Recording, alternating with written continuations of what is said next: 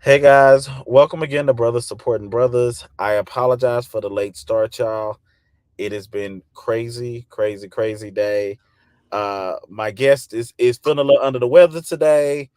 I had computer issues, and then I had issues trying to get logged on and get my camera to work. And I was like, every other night it works tonight, it didn't. The other lady who normally helps us out, she was stuck at work trying to get some stuff done. So it's just been a day. I even went and tried to buy another cord because my thing wasn't working. And so I'm here trying to help a friend out, and I said, Lord, my stuff is just all uh mangled up. Anyway, that's just to tell y'all, whatever finna come tonight, finna be good. Now I already knew it was finna be good. I've been waiting to interview this guest. They not always the easiest to reach. I'm gonna just tell y'all. So the fact that they on here, say something because I be calling sometimes. I got to call, text, email, snail mail. Send a little SOS smoke signal up, and every now and then I get something. Um, but I Wow. say that to say they're an amazing person. They're an amazing human being. I'm glad to have them on here. I'm glad for everything they do. Um, Dave, tell me a little bit about yourself. Uh, yeah, give me what a little bit about you. Tell us a little bit about you. Well, first, Chip, thank you for the introduction. And thank you to It's Already Done Ministries for having me on this platform. Like S Chip saying, I am a husband, I'm a father, and I am a leader. My name is David Franklin, and I am the visionary behind the servant leader movement. So, uh, you want me to jump into telling how I know you and that fantastic story? Look, go ahead. Oh, look, he stepping up already. Go ahead. What you got for the peoples? I mean, that's the least I could do for you since you since you gave me that warm intro. So I met Chip. Well, I know him as. Uh, can I tell him what I know you as? Can we be real right Go now? ahead. We can be real. This We is can my be real, people. my guy We not here to shake and fake. They Oh, want the shake and fake. They got to go elsewhere. So we give it to them real.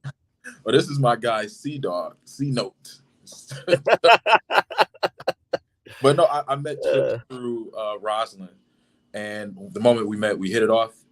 He's just a genuine brother, and just during my journey of knowing him, which is feel like I've known him forever. I only known him a couple weeks, and his level of support and checking on me and just being a true friend is unmatched.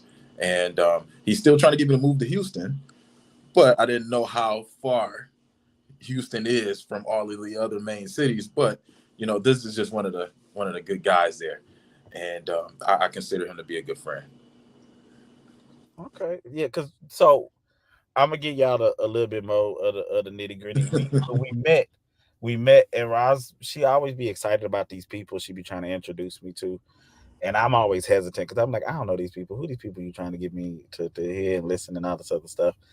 So, she connected us, and I was like, okay, cool. And I think the first time we tried to talk, I was like, she called me. She had him on three way. I was on my way to do something else, and That's I right. was like, I'm pulling up to. It was a dinner or something. I got like 15 minutes, and of course, uh, anybody who knows Dave know he only long winded when he want to be. Anytime you're trying to get him to be long winded, he is short as did he, but this short. We Any other time he be ready. Let me start from the book of 1 of chapter David. The so chapter David verse 1 is and so I'm like, oh, okay. So he was giving me this whole spiel and I was loving it. I was like, let me call you back. So our second interaction ended up being on the phone for like 2 hours. Long story short, most of our phone conversations end up. Oh, it was 4 hours. Oh, okay. four See, I tried hours. to shorten it up. See, like I tried to pull a Dave on y'all. Um, but any other time, some people's my phone conversation can be range from anywhere from short to long. Uh, but I was on the phone with him and we just really got into it and really started talking and it was just great. So every time we get on the phone, that's probably why he ducked my phone calls. Cause when I talk to him, I say, you know what, I'm gonna keep you because I don't hear the problem. I don't know when I'm gonna talk to him again. So I just when I got him, I say, what else I need to say to him? Say it now, Chip, because if you don't, it might be another 2 months before you talk to him. You make it sound really bad. Oh, You oh, make it I horrible, mean, but it's I okay. mean, 3 weeks, 2 weeks, 4 weeks, a month. something like that. Anyway, so you know, so we don't know. So you got to get it all out when you can. So I appreciate him being on for me to be long winded. We even originally had another guest set up, and that kind of came into a different situation. So I appreciate him deciding last minute he was going to do this with us. He was going to sign up. He was going to be on. He was going to support. He was going to come through, and y'all finna get something good tonight. So I don't know if y'all ready. I don't know if you got your stuff ready. You got whatever you need, your popcorn, your soda. You should have had it prepared. I gave you an extra 45 minutes to get it together. So Yeah. whatever you were supposed to have together, you should have already had it together. Okay. So first things first, we're gonna dive into it. Oh, and I'm sorry.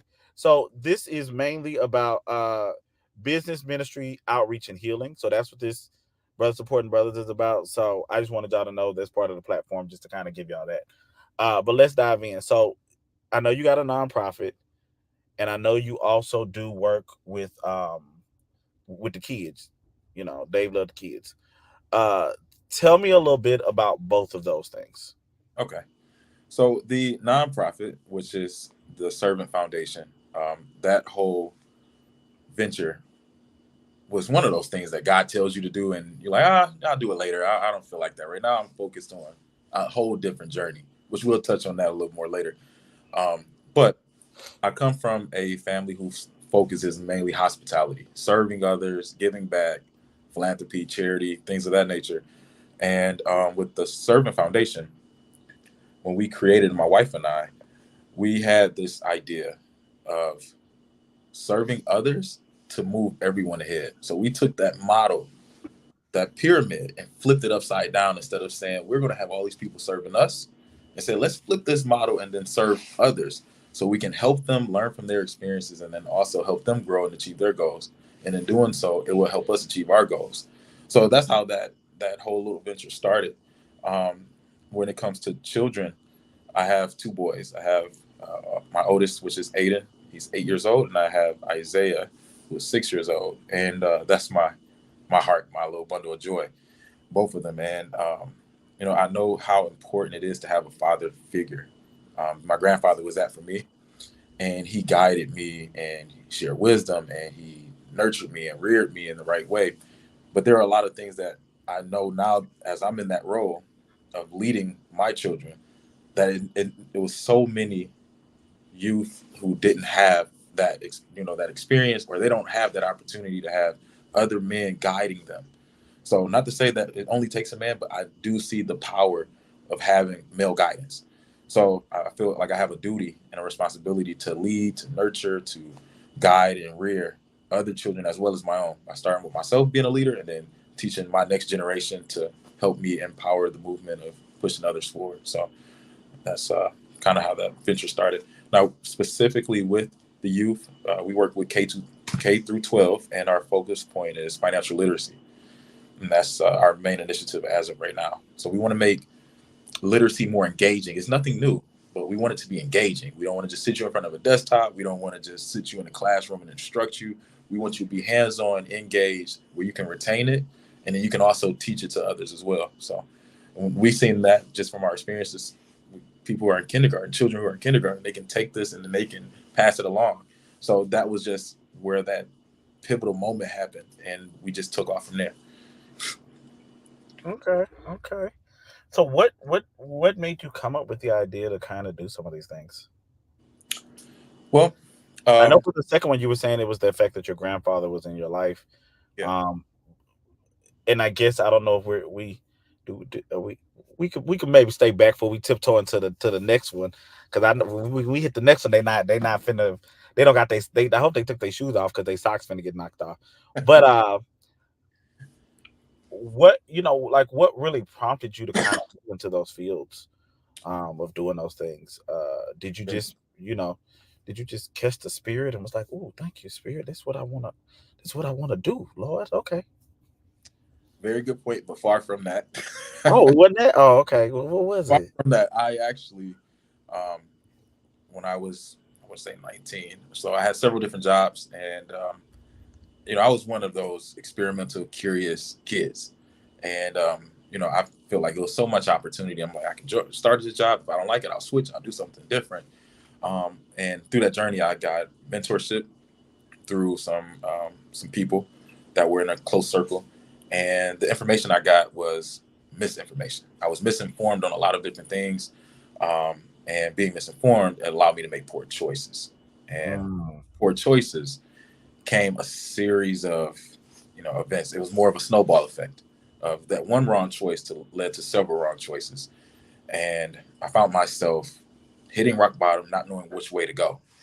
And when I hit rock bottom, my only way up was to survive. I'm like, how do I get out of this? How do I get through this? And I started just reading and journaling and learned how to acquire businesses and things of that nature. Again, not having the proper guidance, I made a lot of mistakes again. So that's where this whole venture came, where I said, you know what, I want to be able to get credible information, inform the public, inform the youth, inform young men just like myself, and be that person that I wish I had coming up. I didn't go to school. I dropped out of high school, went back, got my GED, then went to college, and then dropped out of college. But I always had a passion for finance, and I wanted to work on Wall Street. And I said, how do I do this without taking a traditional route? And I learned best through experience, which is how this whole literacy journey began. And I wanted to create it where it's engaging and not just I'm gonna sit in the classroom. Everybody doesn't learn the same, and I realized that structure that wasn't the ideal structure for me. So I needed to figure out a way to make it engaging. Okay, was you the wolf? Of Wall Street. Yeah, that one. That one. I know movies is a struggle for you. So I thought you did curveball and see how well you did. Was you the wolf or you wasn't the wolf? I've been on both sides. I've been the wolf and I've been the sheep. I started as a sheep. I became the wolf in business because I realized business was dog eat dog. It was more survival. Again, without the proper training, it's dangerous. It's a double-edged sword. And through my perspective, I was following this stereotype. I'm following this dream, this journey of saying, hey, look, business is glamorous, is this is fun. I'm gonna make all this money, I'm gonna do X, Y, and Z. And it was in the beginning, just like in the book of Proverbs, it says the what sweet turns to gravel, and that's what happened. Um, so that journey led me down a rigorous path, and it wasn't sweet at all. It wasn't sweet. It definitely turned to gravel, if I could say that. Um, so Would it be rock candy or like gravel gravel? Oh, it's gravel. Uh, Oh, like okay. I was gonna let it be a little rock candy. That way you could have a little bit of both. no, it's definitely not that. Oh, okay. It's not that at all because it could have been. It could have been that. And with the rock candy, just the polarity. I would say if I had the right guidance, even when making my mistakes, I would have known that those mistakes actually are lessons. But because I was doing it,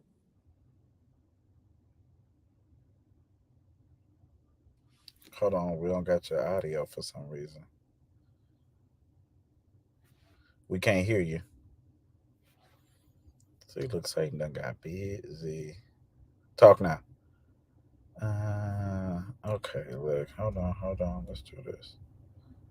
Let's say remove and then add back. Talk now.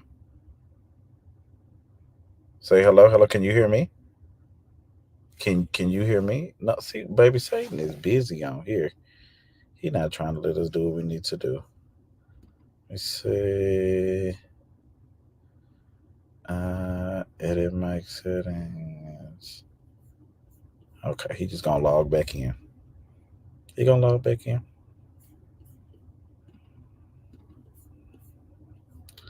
I'm gonna just wait for him to log back in. Anyway, guys, when we see these lessons and we see these things happen, um, it's really a pivotal point and a pinnacle point. In the sense, okay, look, he back. Let me add him to the stage. perfect. Thank you. There Sorry, you I go. had a call that came in. They can wait. Ooh, look, you got the airplane mode. Them people, they out here trying to get us. It's okay. Don't worry about it. Go ahead. If you could just remind me where I left off, I don't want to. You were talking about the gravel, and Oh you said it was yes. like rock candy, and you was out there eating and having fun. That's Oh, it not what could you have said been. at all. You just said it was gravel. I'm just giving you Yeah, a hard it time. could have Go been ahead. rock candy. It could have been rock candy if I had the right guidance and the right support, which I know through my mistakes and experience that is available. For example, score.org, some government websites, they have mentorship that's free. And that information, when I was going through my journey, I didn't know where to look or where to find it. So I was out here winging it on my own, trying to figure out how to make these things happen and survive. And through survival, it led me through this rabbit hole. And that rabbit hole, I didn't know which way to get out. So naturally, when you make mistakes, you want to hide the mistake, right? You want to hide it so you don't get caught, or you want to hide it just so you don't want to present yourself being vulnerable and say, "Hey, I don't know what I'm doing." And now through that journey, I have no problem saying, "Hey, I don't know what to do." And I found power through saying, "I'm not sure where to go with this. I know enough to know that I don't know anything." And that has been the most pivotal point to make that gravel start to form into rock candy. And I can actually bake that candy and I can present it to others in the way like we're doing now with this platform. Okay. Oh, now you done open the door for the next one. Let's I'm talk here. about that. Let's talk about that PRIDE for these people. Oh, pride. Oh, yeah. No, Yeah. don't say that like that. You ain't proud of the pride. I'm not, I'm grateful. Okay, okay. Pride. I was being a little funny with it because it was a play on words, but It was. yeah, you like that? You was like, ooh, I okay. said, yeah, I'm grateful for that. So I would say let's define pride first. And pride, according to the definition, is a feeling of deep pleasure or satisfaction deriving from one's own achievements. And in a nutshell, it's saying that I feel like I'm good enough and I deserve it, but I'm better than the next person. So Mm, if I was to summarize that into an example, I would say my achievements define who I am. That's what pride is. And that's how I governed myself when I first started getting in business and seeing things going well. But through that pride led me on that slippery slope of being to the point of humility, and embarrassment. And because I associated myself with who or the things I had. And if you notice from the introduction, I didn't start by saying my name is David Franklin. I said I am a father, I am a husband, I am a leader. And I start with those things first because those are the things that are gifted to me and I'm a steward of. So it's not me saying I own anything anymore. Look at who I am. It's no, humbly am a steward of these gifts that God has given me, and I have a duty and a responsibility to serve them well. Lastly, I'm David. That's the person. That's the personality I've been given of David. But that had to get rewritten as well after letting go of pride and becoming humble and showing humility and showing divinity. I think that's a better word because now I see others as my equal. I don't say, "Hey, I have this or I'm doing this. I achieved this, and that makes me better." I don't. I try not to do those things anymore. oh, so I got okay. So I love that answer. It was very well put together. I appreciate the press release. We finna dig deep. I noticed you got real surface, but you tried to give them a little deeper, like it was something. So, I'm how here for. do you feel like your pride affected your family? Oh man. A, how did your pride play in relationship with your wife? And B, how did your pride play in relationship with your children? And I don't want that PC answer. You asked could we be real earlier. Give me the real nitty gritty. Almost cost me my marriage. Mm, Pride almost cost me my relationship with my children. And pride, when it came to business, it kept me in debt situations for years. And the pride, it's something that you have to be aware of because naturally that's our natural tendency to say, when you're born with all of these different emotions. And if you're not taught how to handle those emotions, your natural response is to react, right? And the reactions almost cost me my marriage because I was putting other things before my marriage. I didn't right. understand what marriage was. I would put business before, I would stay out late working. I was hanging around the wrong people. I was glorifying the possessions and the material things, and it didn't allow me to know her on a deeper level. Now, I've been with my wife 17 years, and we've been married for, I want to say 8 years now, right? So we've known each other as children, but we're going through this journeys of growth, different stages. So that Come on. David you met when I was 16 is not the same David at 21, not the same David when we got married at 25, and not the same David now at 32 years old. But it was through different phases. where I had to realize or experience these emotions and learn how to handle them. So that pride, I didn't really have or know what that was when I was 16 because I'm in school and we're in love with one another for who that other person is. So when I started to make a little bit of money and things of that nature, before we got to that portion of making money, I was working a job. And working a job, it caused I was working at I would say I was working at a furniture store. So I was sacrificing my time for money. So I'm not there for a long period of time. And through that pride of being there working, and that started to develop because I started saying, oh, I'm not making that much money. And it was more so focused on associating myself with possession. That's where it started. So I wasn't making anything like too much money. I was a commission based job in a nutshell. And if you don't sell, you don't eat, right?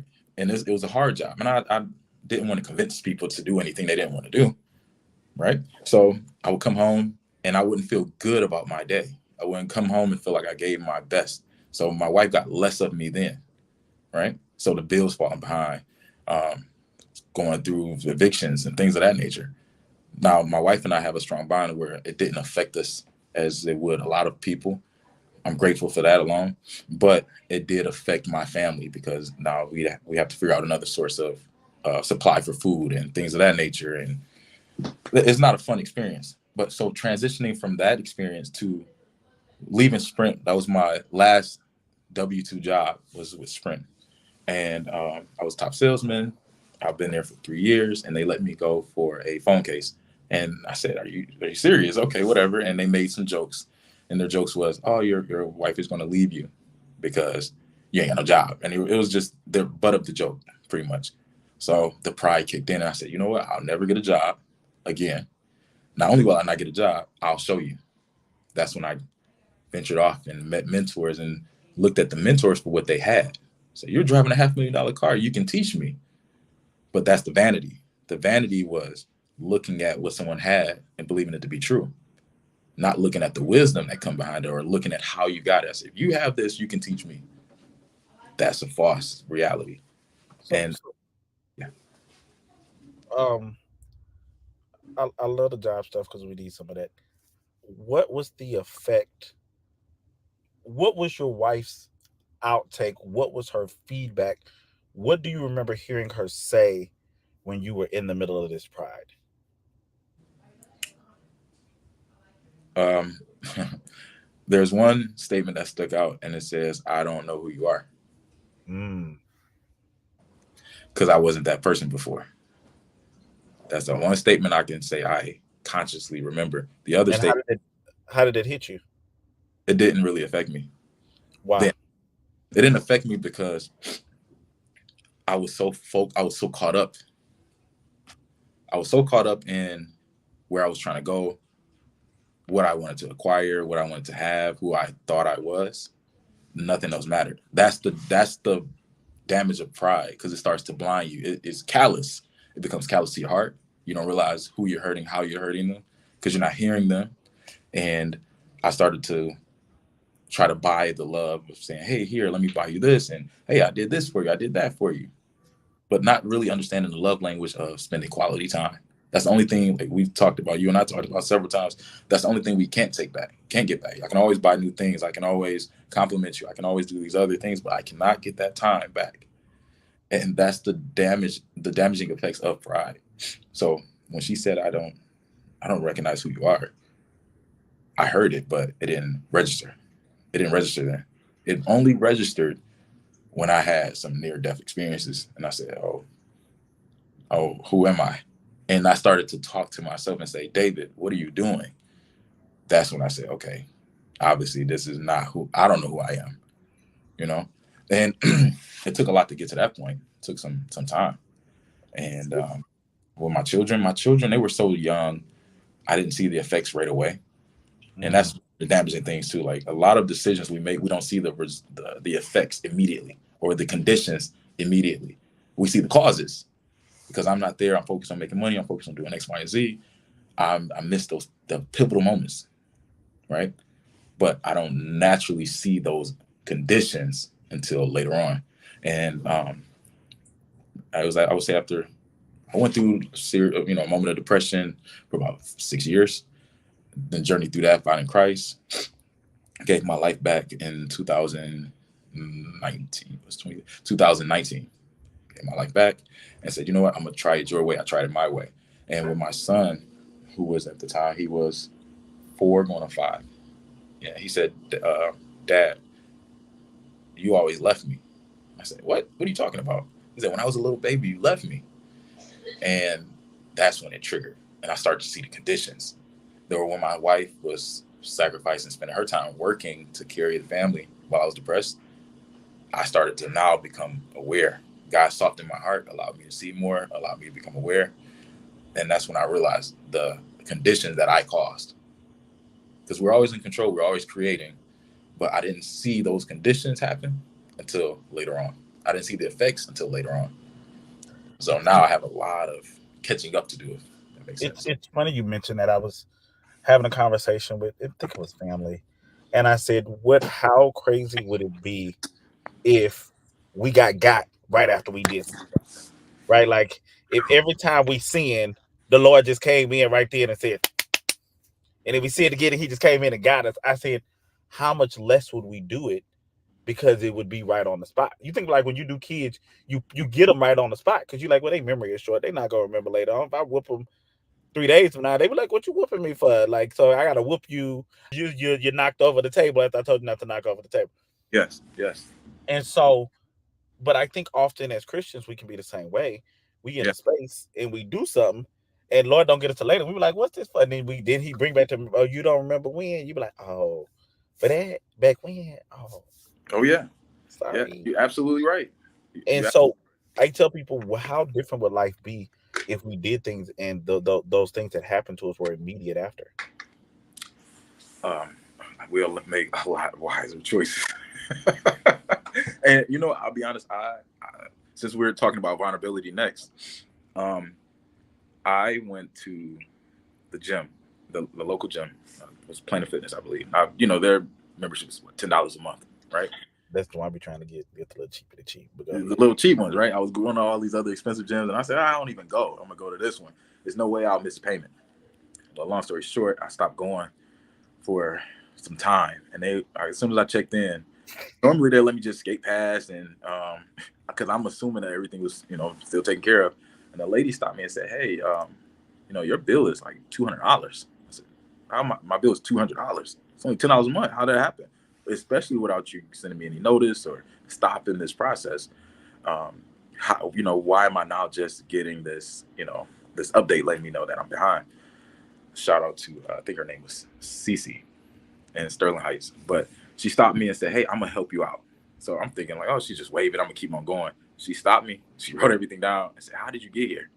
I said, "What is this lady talking about? Like, we could just take care of it and knock this out."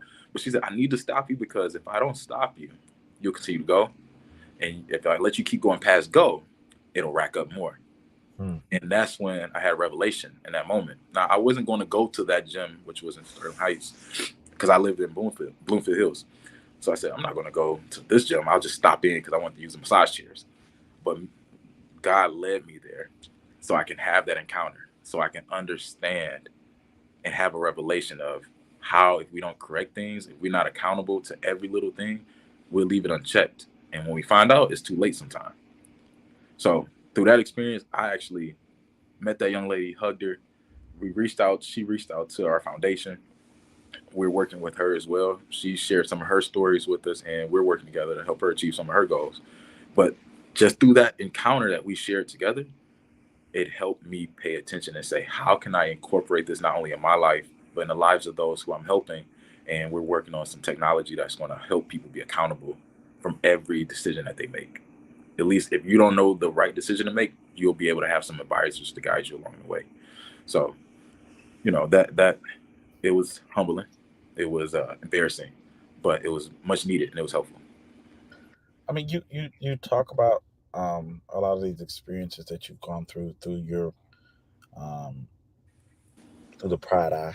I said it's a lyric off a song. Uh, um, for all you people who are wondering, it was a Music Soul Child song. He said, "Channel it with my pride eye." is to What- teach me to love. That's Uh, what he say. yeah. Wait till I tell my wife. I didn't think that's what he said, but okay. uh, but it's because it talks about, and I even love that song from the sense that it talks about uh, being a man and having to learn how to love. It is Oh, interesting, just being in that space. And like I said, when we talk about pride, I think pride happens in women too, but I think especially in men, absolutely. in the sense that we like, I did that. Who? Me? Who else is there? Why? Who? Come on. And so we allow our head to swell so big. And even for the people who don't think they got a big head, sometimes they got a big head too.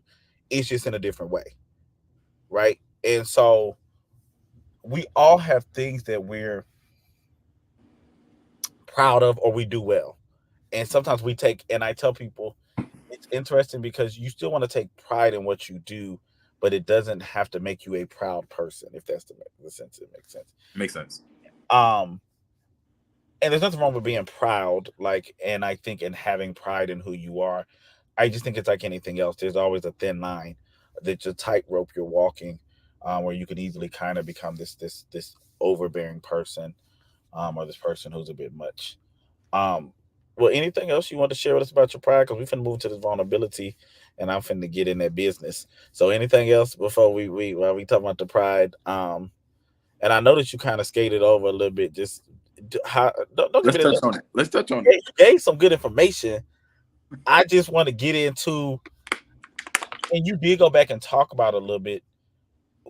Now having conversations with your family, what is your takeaway from those situations? And I know, like you said, she was saying some things then.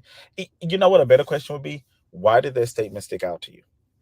The statement she made, why did that one out of all of them stick out to you? And why, if you weren't listening at that time, why did that one come back to your remembrance? That's a good question. That's a real good question. I would have to say because it's truth, and that's one thing the spirit can't like. Your spirit can't deny truth. You know. So if she said anything else, like I said, I'm pretty sure she brought things to my attention. Now, one thing I will say with my wife, which I know I'm blessed. Like I know I am very very lucky, because she never denounced me as a man or as a husband. She never made me feel like I was just messing up. Like she never made me feel like that. She would just ask some compelling questions, and that was one question that stuck out because it was true, and that was the same question I had to ask myself. I said, David, what are you doing? Who are you?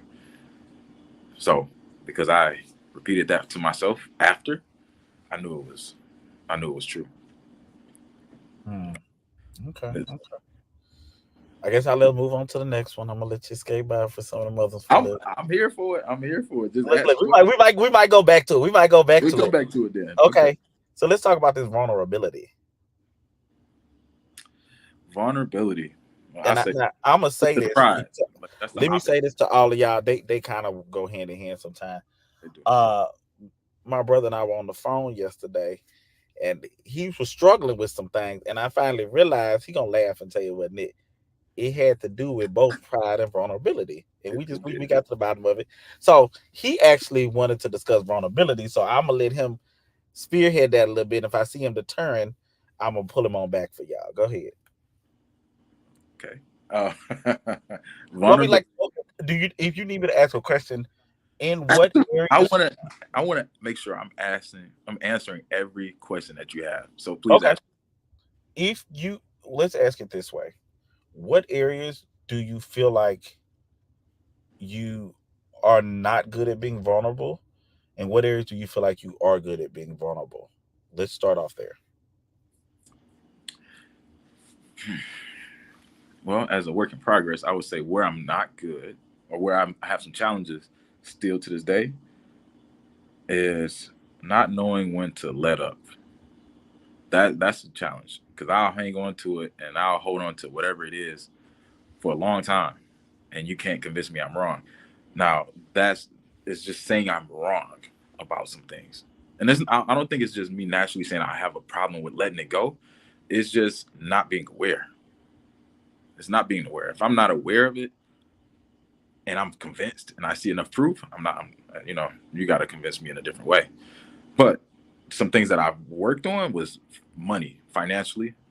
That takes a lot to go to your wife and say, "Hey, I don't got it right now." Mm. That takes a lot for a man. Just from where I was, again, coming from 16 to, I would say 16, about 29, 30.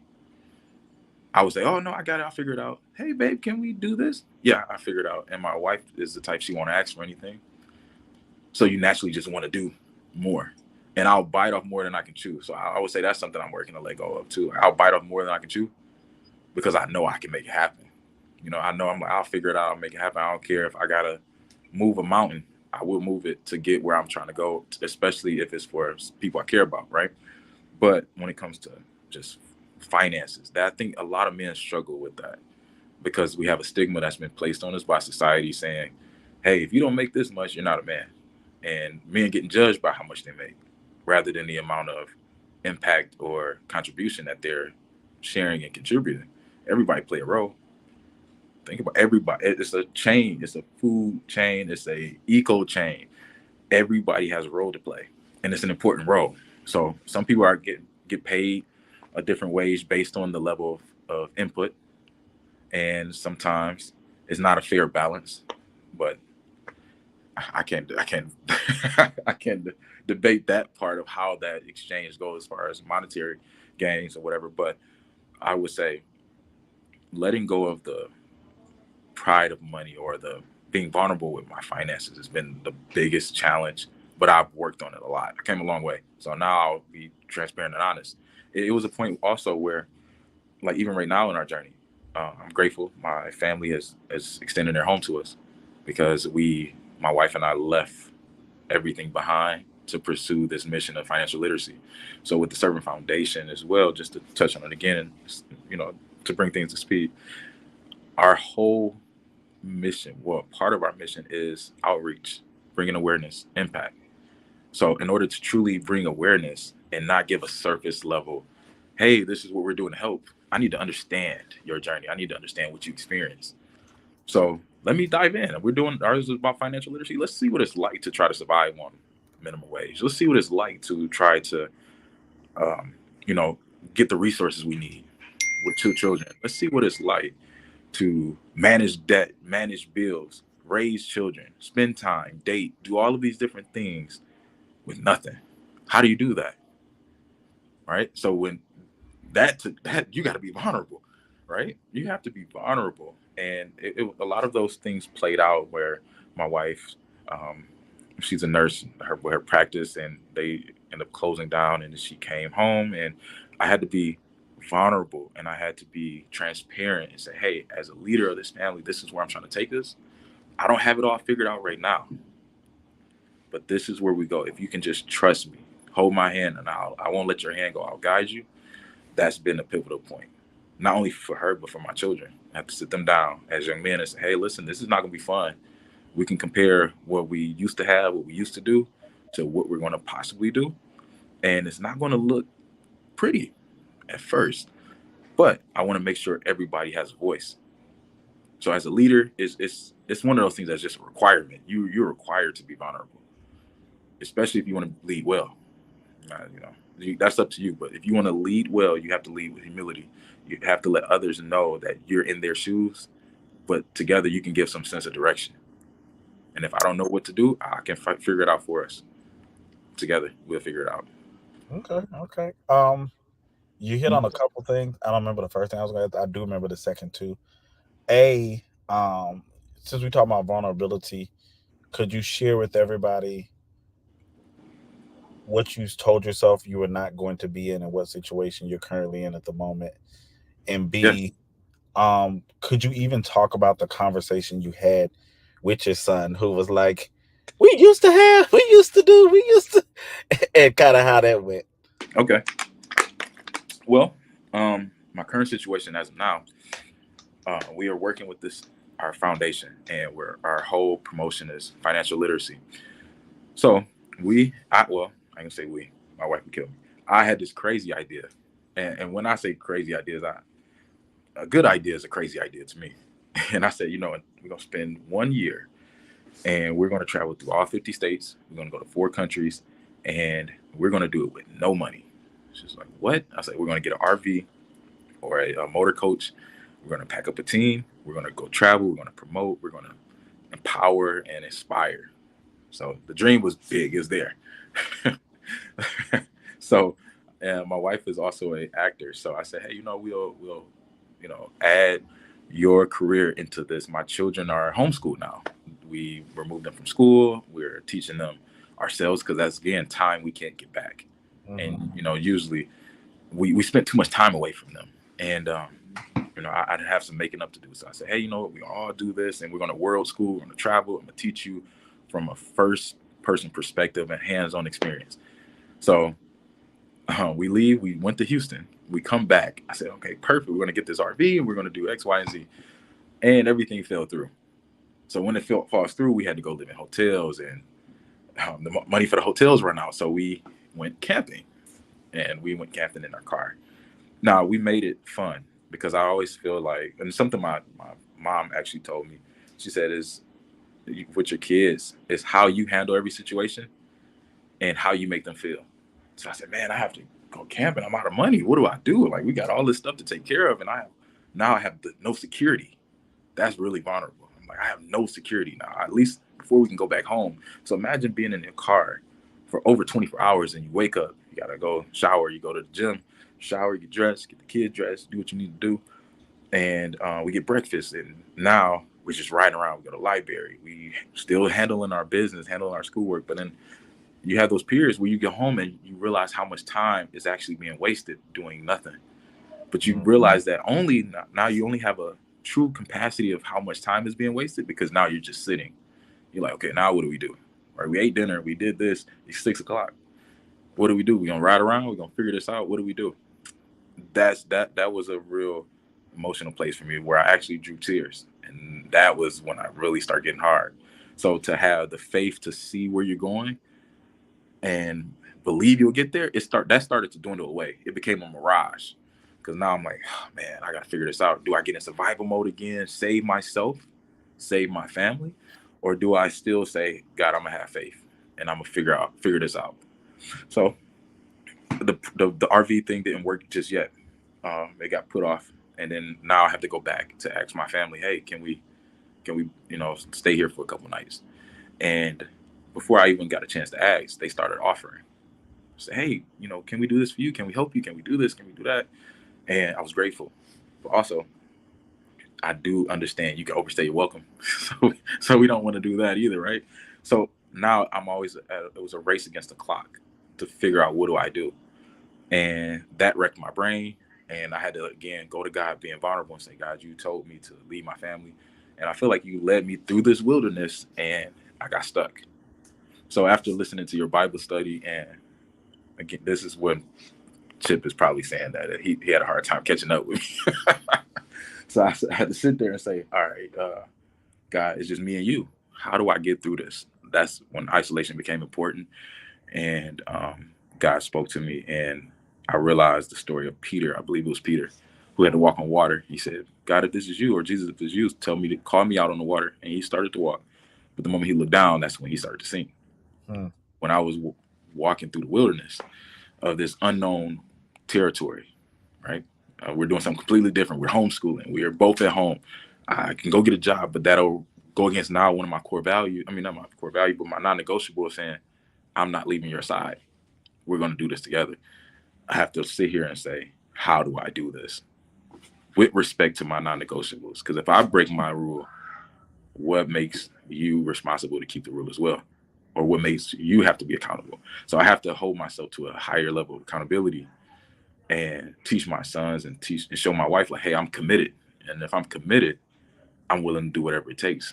And I will not violate what we promised. So I realized where I took my eyes off of God, and he recentered me, put me around good people. And like I said, with you, just being a true good friend, checking on me, praying for me, listening to you and your grandma on the Bible studies definitely helped. It allowed me to recenter, focus, think, and then let go.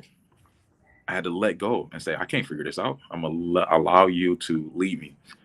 So as the bridegroom, as the man who's here, who's supposed to listen to God first and obey, I had a duty to say, I'll be vulnerable. I need you to lead me. So a true servant can't lead unless they've been a follower. So I had to learn to follow. I have to learn to submit. And even with marriage, submission is more than just one way. It's both parties have to be submissive. So I have to submit to my wife, submit to my children, submit to God, and learn and take all of that information, dissect it, and then repurpose it and present it in a way where it's understood. You know what I'm saying? So vulnerability has played the biggest role of where I'm at now. And I'm grateful. Like, again, with Christmas coming, I had to explain to my children, like, hey, my son said, hey, Dad, we used to have X amount of dollars, and Mommy, Dad ain't got nothing no more. So naturally I laughed, but it was one of those things that just stuck with you mentally. And I said, man, I got to figure this out. And it doesn't help when you see people who are in your close proximity that you know and they're doing well. I cheer them on, but I also say, hey, I can do that too. I can save myself, but I know I'm on a different path. So I got to stay true to the path I'm on, because I know at the end of the day, it's bigger than me. It's bigger than me. I've helped so many people now just through my journey.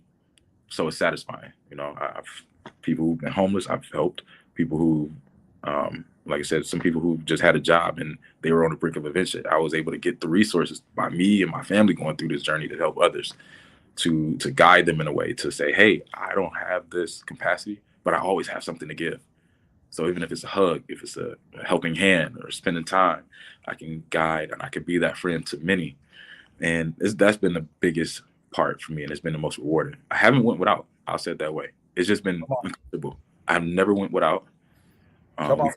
You know, I shared another story too. We'll save some of them for another day. But my car was repossessed. I think that's me about this story. I don't know. Did you? Go ahead, tell I us. don't know. My car was repossessed a couple months back, and I knew it was coming. I was like, I don't have the money to take care of it. I'll take care of it later. So meantime, I'm praying like, God, work this out. I'm doing this nonprofit thing you want me to do. I really don't want to do this, but make it happen. so, so anyway, I was so taken back by my car not being outside. I went outside. I didn't see my car. I ran back in the house. I looked through the window and I seen my car wasn't there. And I said, yo, God, you said you would never leave me. Now my car ain't here. You got to figure this out. Now I come back in the house, and my wife is homeschooling the children. And I said, I ain't gonna bother them right now. That's a big problem. Let me just do this. I'll take my son's bike. I took my son's bike, hopped on the bike, start riding the bike. Like, okay, I gotta figure this out. I need to close the deal. I said, let me figure out who I can go serve to make the money to recoup my vehicle. Everybody has a problem. I just need to figure out who it was and how I can assist. So I'm riding the bike and it started to thunderstorm. And as thunderstorms, I'm soaked. I'm drenched. I had my book bag with my notes and my business folders, and everything it was drenched. I was defeated. My phone died. And by the way, we documented a lot of the stuff through my journey. So I'll be sharing that in a little documentary later. But we ended up coming back home. I rode my bike back home. Chain slipped. Man, it was just horrible that day. And I had to come in the house. Not yet. And I had to tell my wife after she finished with the kids. I said, hey, the car is gone. She was like, oh, we knew that was going to happen.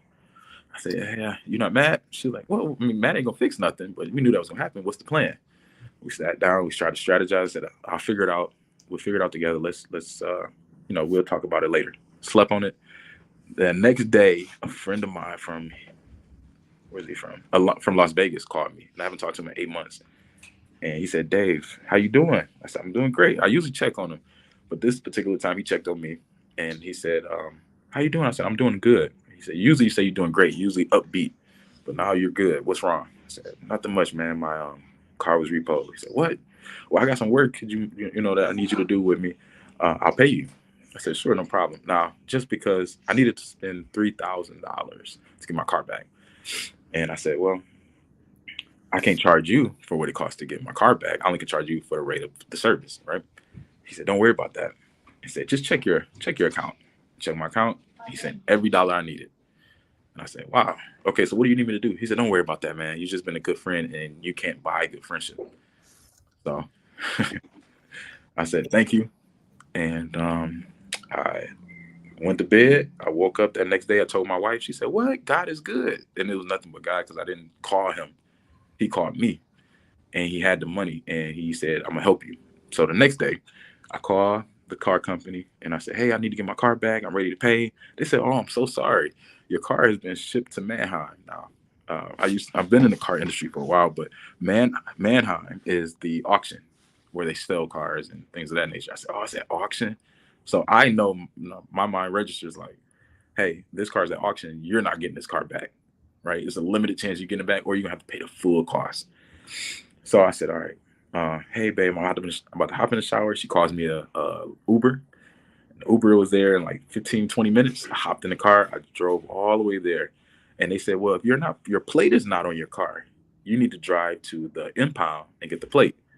So now I'm praying that this plate is on the car because I had one shot. I only had an extra $100 for the Uber. And if at that point I was like, well, there's nothing I can do. I'll just try to buy me a car down there, right? Mm-hmm. So nothing worked out. I said, I need a backup plan. If I can't get this car, I need to buy a car. Well, I couldn't buy a car because my credit was shot. Like I couldn't do anything. I said, all right, God, help me out. I get there. They said, oh, yes, your plate was about to get destroyed, but you made it just in time. We're going to pull your car around. They cleaned my car up. They brought my car around. And I said, thank God. Like, I hopped in my car. I was so grateful. I drove home. And when I drove home, I checked the mail. Literally, no joke. I checked the mail and I seen a letter in the mail that said, to redeem your car, it's been procured. You need to pay 19,000 whatever. I couldn't make the partial $3,000 payment that I just made because they were expecting that car to be ready in position for auction. So if I would have hesitated and not been submissive and not listened to God, or my friend didn't play his role and say, hey, I'm gonna call Dave and check on Dave, everything could have went the wrong way. I could have also said, hey, I don't feel like talking to no one and being vulnerable.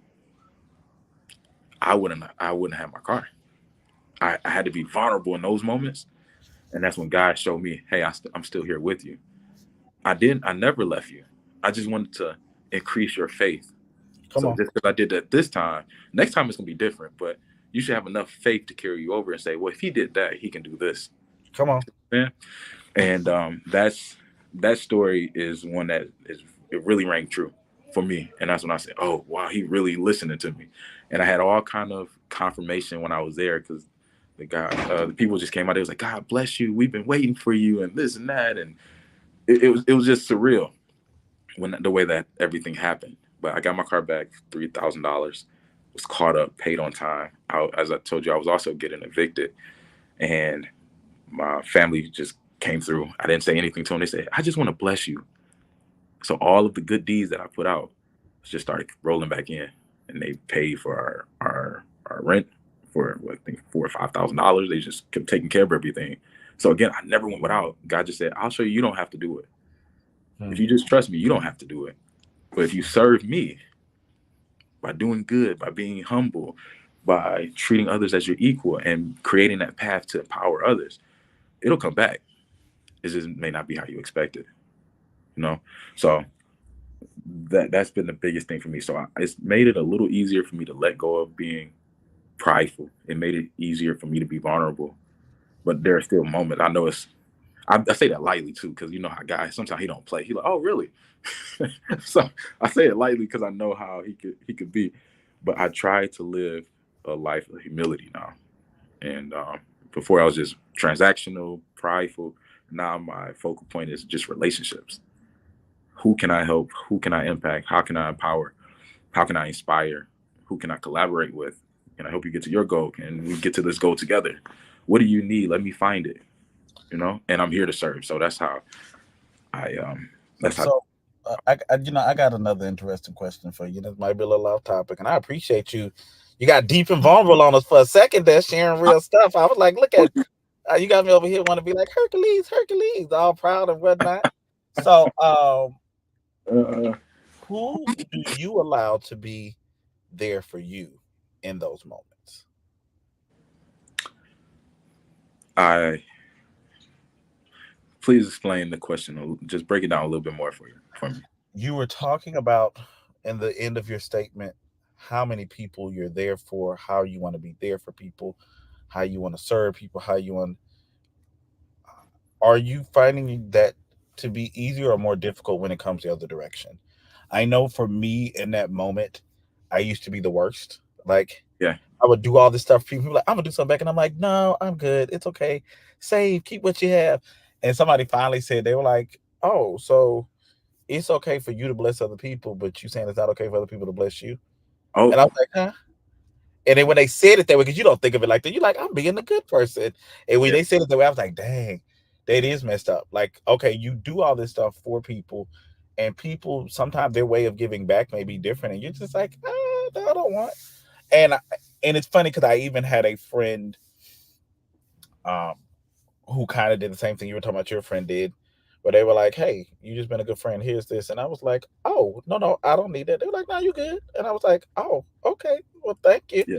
Like, and I told you, I think I laughed somebody earlier. I said, I mean, I turned you down once or twice. Now after that, I done learned to just be like, okay, Lord, if you just really trying to give me, you want to bless me with a new car, who am I to turn you down? No, please don't.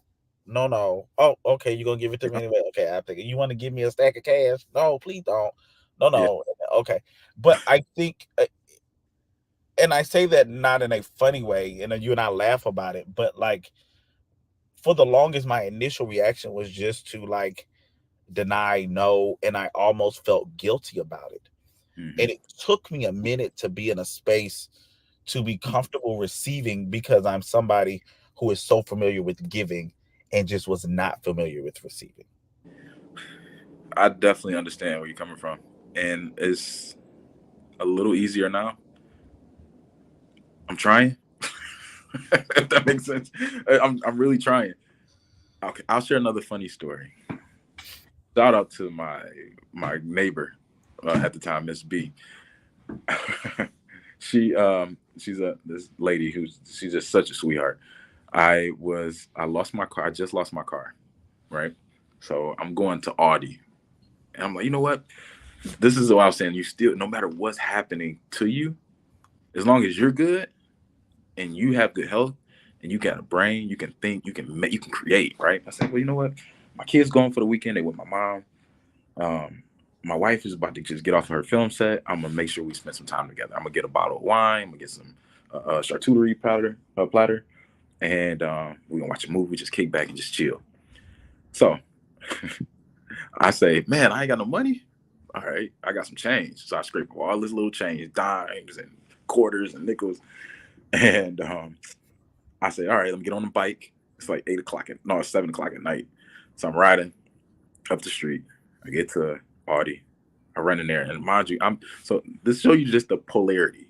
I was buying three, four, $500 of bottles of wine at one point. Went from that to spending $3, $4, but had to scrape up change to get a $3, $4 bottle of wine that was actually decent, right? So my palate changed.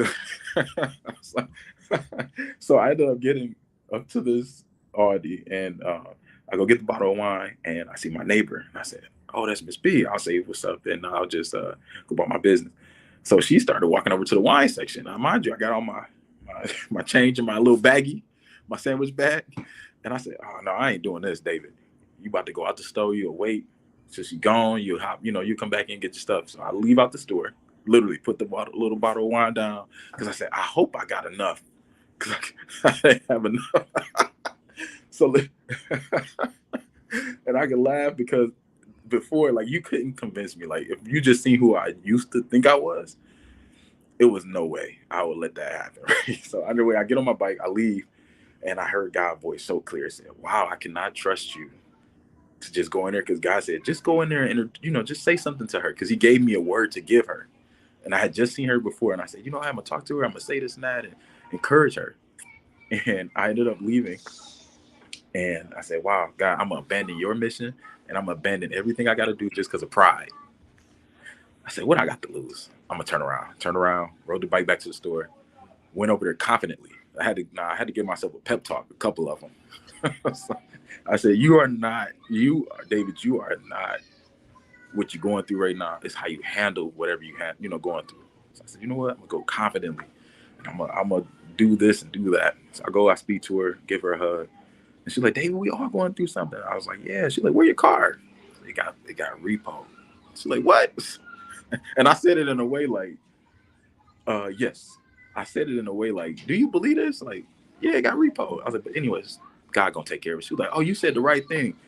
So I give her a hug. I grab my bottle of wine. I go get in line, and it was a lady behind me.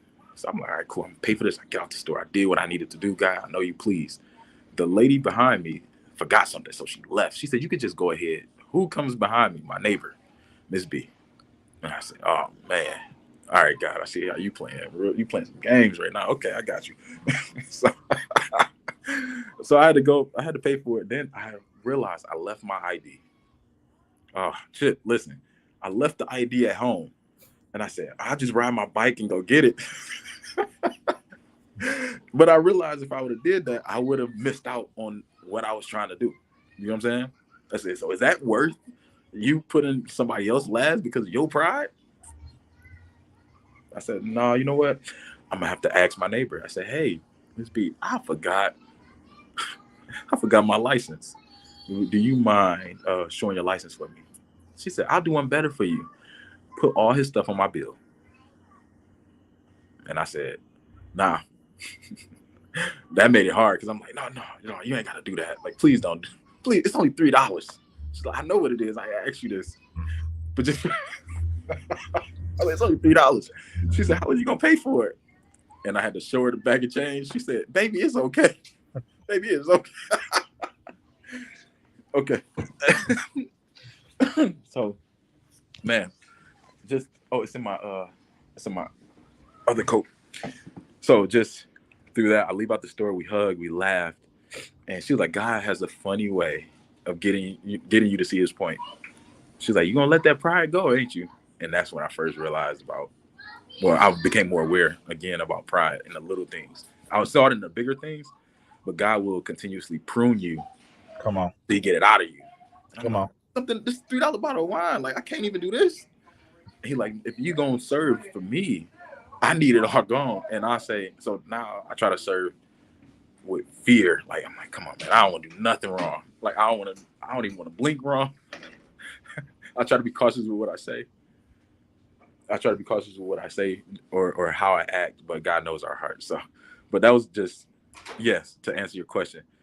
I do sometimes find it hard to, even now, sometimes I find it hard to receive. It's easy to give, but then my wife said, wow, that's so selfish of you. You really selfish. You ain't gonna let nobody give to you. When somebody says that, and I say this, somebody said that to me, and I said, what? And they said, you think it's fair for you to give and do for all these people, but you won't let nobody do for you. None of them can come back and do anything for you. That's selfish. And when they said that, baby, if I could have caught my whole face, it probably broke off. And I was like, wait, that is not selfish of me. I'm giving that. And Right. when they say it and it hits you, you like, is it? And then you start to go back and you realize it maybe is because they were in a space that I was able to bless them. And even though I may be in a space that I'm limping, hurting, and really needed, I let you come in and say, hey, let me be here for you. Let me take care of you. Let me look after you. Let me what do you need for me to do? Yeah. And somebody's like, well, how selfish is it that you can do and they can't do for you? It's like saying you can go buy everybody a gift, but can't nobody buy you nothing. You can go Yeah. take everybody on a trip and do all this stuff for people, but can't Ain't nobody nobody. do nothing for you. You can give your wife a massage, but she can't give you one back. You can, and so it's like now when somebody wants to pour in and give back to you, they're not able to. And when somebody said, how dare you not allow someone else to bless you? Hmm. If God told them to bless you, you might as well have slapped God in the face because you said no. Yeah. When they said, I was like, dang, that's Yeah. not me. That's not who I am. I'm not that person. And it was like, but when you hear that, it's so jarring. It Uh, is. and I understood it's part of why I asked, but you still didn't answer my question. Who Who's there is, for me? yes. I now try to allow because I know I never know who to come from. Like people, I try to allow people to be there for me. And do I have somebody who I can just say, hey, yeah, I depend on these people? Yeah, I have people that I can depend on, But I try to really see God in action. I really try to do that because You're not trying to block them people. no, listen. When I Block got the back, calls. Anyway, listen, go ahead. What happened? What I you say? got back, No. and my real that's how we got disconnected. My realtor called me, and she was a sweetheart too. She was trying to get us a house, and we found this house. It was like $1 million, Rochester Hills. I was like, great, we get this house. It has equity. We can pull the equity down. We great. And then I got hit in the face, and I was like, God don't want me to do this right now. She's like, what? David, you can do this now. You can pull the money out, pay it off. This. I said, I know, but that ain't the way he want me to do it. So if I got to struggle, if I have to sit where I'm at right now, I got to just be patient. I ain't starting over. I'm not trying to start over. But And that's the worst. That's the worst when you see it and you know you can get it, and then God be like, you be like, no, no, yeah, no, Lord, just look, just get just a little bit. Let me. No, that's not. Oh, oh, yeah, okay, Lord. yeah, It is to be in that space, and I don't know how many people really understand that. When you in a space and know you can, and realize that's not what you're supposed to be doing, it's almost equivalent to like a drug dealer realizing that he retiring or getting out the game, or he's not dealing with it no more. He just got out of jail and yeah, realized, oh, we need to get these bills paid. I can go make one trip and have it handled like that. But that absolutely. ain't the way I'm doing it no more. So now I got to figure out a new way. And it equates to the same way, even though it might not be Man, in an illegal standpoint. It's yeah, still something that says, hey, God is like, that ain't what I want you to do. And you like, but Lord, it's right there. Like it, like I see it. I can make it happen. Just this is one time. Don't, and I don't need no like come back after you say I can do it. Let it happen. Just let it happen and let it slide right on through. Jesus, yeah, just slide it on through, Lord. man, And he be like, no, and I be like, and it's funny because I think sometimes even whether we do it outwardly or inwardly, we are children. You know, we're all his kids, and sometimes we be in the corner pouting. Whether that's some of y'all be like, I don't pout. You being mad and upset and salty. You can say whatever you want to say, but that's how y'all be. I, But I I, pout sometimes. I be mad. I be like, come on, God, man, really? yeah, This I can't. yeah, You gonna do this to me? Come on. yep.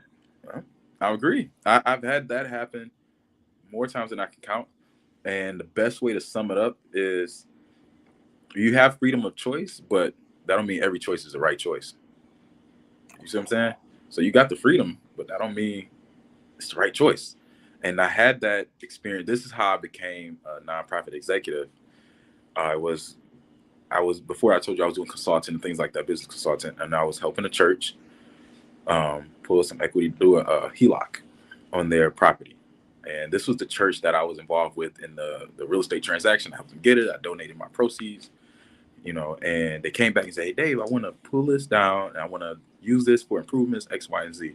So after reviewing the financials with him and then some with the pastor and their finance team, we realized that it wasn't enough to support the debt. Mm, Just come on, we can get this out the way. We can get the loan. But I said the projections are not showing that you'll be sustainable in this venture doing it this way, and you'll lose what we worked hard to get. And there's more than just us in this transaction. Well, long story short, they voted against me, and I said, you know what? Give me a couple days and let me try to figure this out. And I started calling different denominations, different churches, and I spoke to this gentleman named Tim Burkhart with United Methodist Church, and shared with him the story, told him what was happening. He said, David, you had a choice, but you chose to be ethical. So even though it was morally, no, he was like, it was morally correct. Or ethically it was correct, but morally it wasn't the right choice. mm. This is what I'll do. I'll pay for you to go to school and we'll help you get your license and certificate to be a nonprofit executive. I said, well, why would I want to do that? I was gonna make 150 grand. I don't want to. I'd rather keep profit. He said, David, that's because you work for a nonprofit. Don't mean you don't get to take a profit. You don't get a profit. You get a salary. I said, oh, okay, so I can make money. But what is nonprofit? And he explained it to me, and that's when I went down the venture and I started to see how many people were being helped, and I saw a different side of business, and that's how I became or got that title of becoming a nonprofit executive, and I fell in love with it from there because I always was giving. And as I said, our family was just big into hospitality. So I found my home there, and I just realized at that point, like, hey, I could do this way, and it would only make me better. It would make the church get their short term need, but overall, I'm hurting the community. God wouldn't be pleased with that, and I mean, I'm gonna have to deal with that because I had a choice, and I don't want to deal with I don't want to deal with that because it may not come through them. It could come through somebody else where I have to deal with that, or deal with the repercussions of it, or I may deal with it later on in life. So something, but one nugget I would leave with, leave you guys. Okay, one second. One nugget I would leave here is, um, to try to do as much good as you can to everybody that you come in contact with. Do as much good as you can. Go above and beyond. And sometimes we get a bare minimum just to say, "Hey, I did this for you." You should do so much that people want to just get. They just should want to do for you. You know. And even if they can't, that smile is enough to say, "Job well done." You know. Mm. Because babies do it all the time. You know, you're nurturing a child. One second, you're nurturing a baby. You're feeding them and you're changing them, and they smile, they laugh. That's them being reciprocal. Yeah. You know, and naturally as humans, we want to do that. But when we cut it off, it makes them. They can make the other party feel like, hey, I'm not good enough.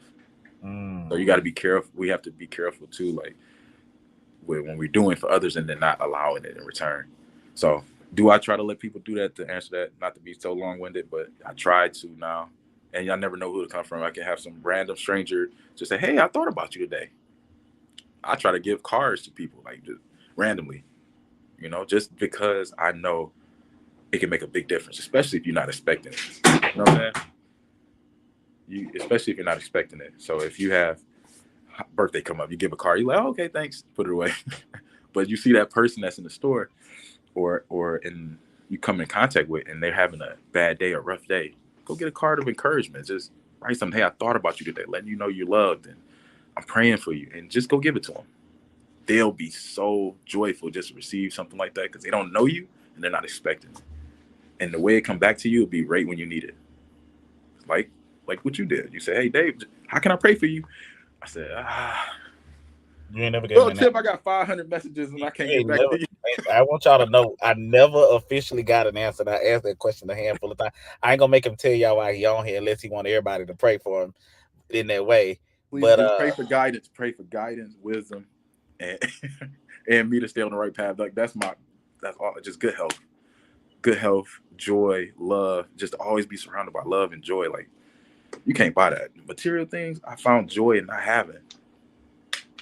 I can't buy that. You can have the superficial thing of giving you everything. I ain't gonna say like having nice things is it's definitely fun, but everything gets old. It's vanity. Everything gets old at a point, right? But love and joy and just having people around you that truly love you and smiling, that you can't buy that. So I ask for everybody to pray that for me, and I pray that for everybody on the call, for you, for Rosalind, and that whole it's already done ministries. That's what I pray for. well, I thank you. We're about to wrap it up. That was I'm gonna still want a more personal answer later because you gave your PC answer again. I worked in media for a long time, so I know a press release when I hear one. So I appreciate your well wrapped up press release. Uh, and our people on the call will definitely do that. Before we end, because we've been on probably about, oh, it's going to be an hour 15. So we gave him a little bit extra meat. We normally do 30, 45. We gave y'all a little extra meat because we started a little late. Um, how do you think this platform, Brothers Supporting Brothers, what do you think about it and how do you think it can help other brothers or people in general?